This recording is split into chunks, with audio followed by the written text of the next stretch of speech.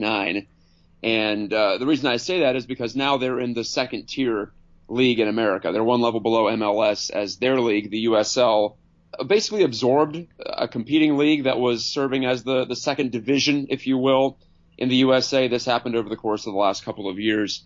So they're getting more and more talented players. The league itself is getting stronger and stronger. So I've had a great time watching the league progress in just the 4 years that I've done the games over there at Highmark Stadium. And they've only lost, I believe it's 4 games all year. They have a bunch of ties. They've played some defensive soccer earlier in the year. They have a new coach. They have a whole host of new players. They basically remade the franchise in the offseason. New logo. They're called Pittsburgh Riverhounds Soccer Club now, as opposed to just the Riverhounds.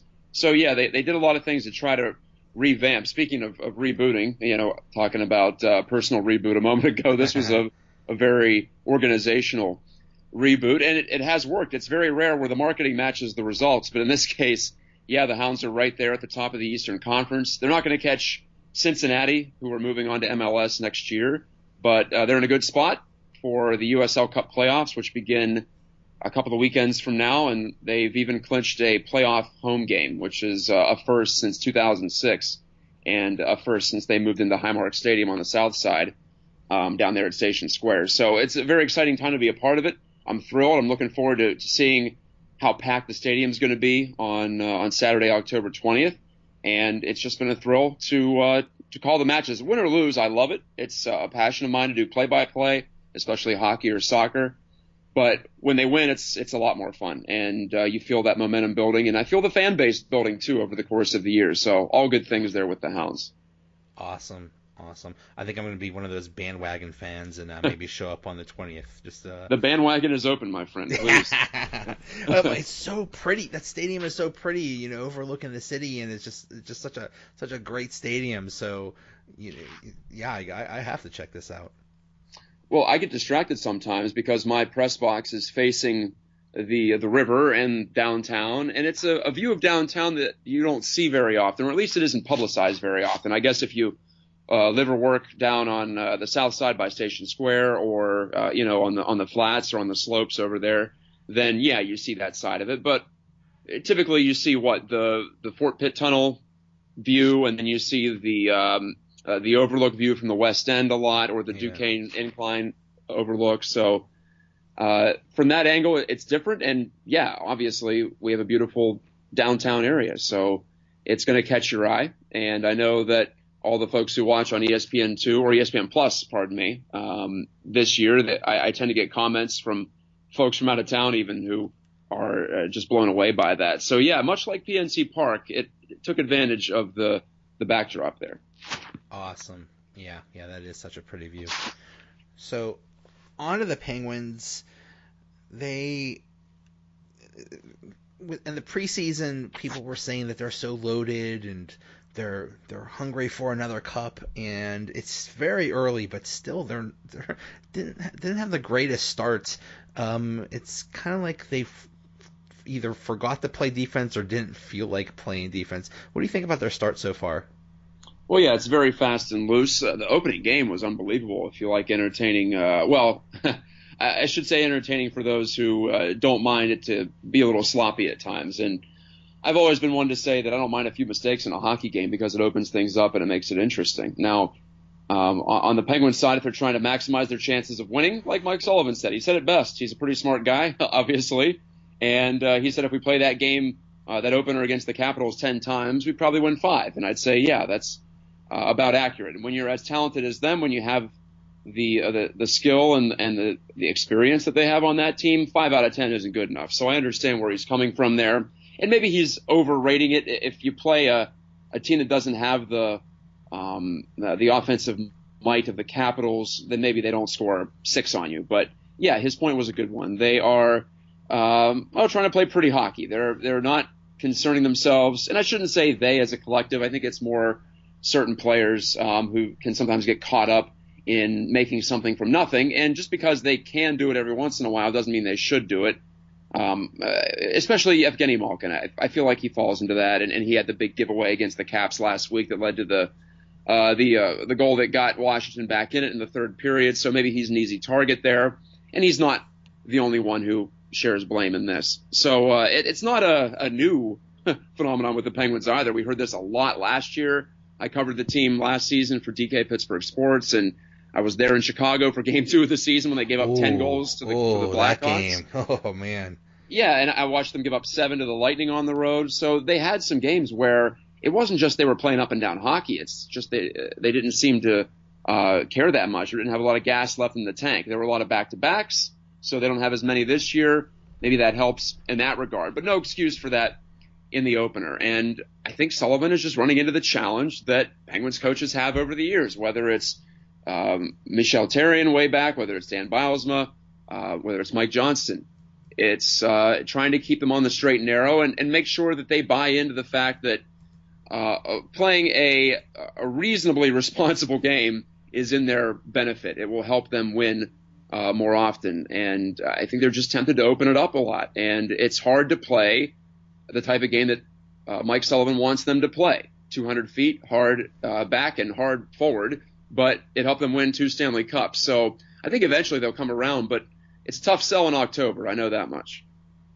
I think that's it right there. It's October, and they know it, and you know, it's. I think they're just thinking, like, okay, we know we have to turn it on in February and March and April, but really, do we have to do this in October and November?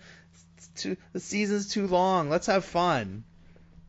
Yeah, right. And I think when you win championships, that actually makes it worse because you realize how far away you are from the types of games that you won the previous year, or going back 2 years now, obviously, with this edition of the Penguins. So it's not going to get any easier, that mental task, but it's on the veterans in that room to grab the reins. And you know what? I think some of the younger players, too, they could take on some added responsibility. Usually the younger guys aren't going to have the ebbs and flows emotionally. They're going to be 100% maybe to their detriment at times because they're trying too hard. But I always wonder if maybe they can try to take that mentality, though, from the younger players to still feel like you have something to prove. Because as far as I'm concerned, the Penguins, if they stop winning Stanley Cups right now, they're still an all-time great team. If you count the 09 Cup, that's 3 for this group, for Crosby and Malkin in specific, and Chris Letang, of course, too. And that's really damn good. But they could also move past the Blackhawks to get a 4th Cup. You get that 4th Cup, and suddenly you're up there with the Islanders of the 80s, with the Oilers of the 80s, or getting close to that type of a rarefied level. So I think there is still something at stake for these Penguins, and I hope they realize it. And I trust that they will, because I think guys like Sidney Crosby, they didn't get where they have gotten to without being incredibly mentally disciplined and physically disciplined. Yeah, I think that last Cup really took a lot of pressure off of Crosby and Malkin, as for, you know, because at some point, you know, they won in 09 and then they failed in all those playoff series after that, and people were saying, boy, this is a lot of wasted potential. This whole thing is a failure. But then winning those 2 cups, that kind of validates everything. And you're right. Even if they don't win another one, this whole era has been a success. But I think, but I think Sid is just wired to want another championship. And I think overall, I think they'll be okay. But one thing that I think might hurt them is Matt Murray got another concussion, and if he goes down, that's how much is that going to hurt the Penguins? Well, I think it'll hurt him quite a bit. Now, maybe Tristan Jarry steps up and accesses his potential. He's shown some flashes, and not to degrade Casey DeSmith either, because he's been pretty serviceable in some limited NHL action too.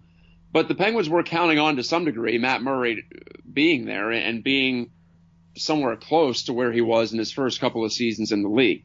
And the injuries do pile up. He's had some different kinds of injuries, too. I looked into it about a year ago just to see how many times that he has been on the disabled list, or on the injured list, pardon me. Wrong sport. But it was, I think, 6 when I looked it up, and it's now 7 with his latest concussion. And he's had some lower body strains. He's had 3 head injuries now. He's had the broken thumb on his blocker hand. So it's a mixture. It's not really any kind of terrible pattern, but now with 3 concussions, maybe that is a pattern, and I think you have to be concerned, and you have to wonder what can a goalie even do, because say you take a shot off the mask, that happens. And Marc-Andre Fleury, in fact, his old buddy here in Pittsburgh, has had a couple of concussions from similar type of plays. And that's just an occupational hazard at the goaltending position.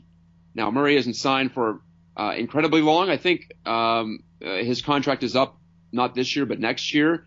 And the Penguins don't have a ton of money plowed into him at this moment, so it wouldn't be the biggest deal in the world if he didn't produce just from a salary cap perspective.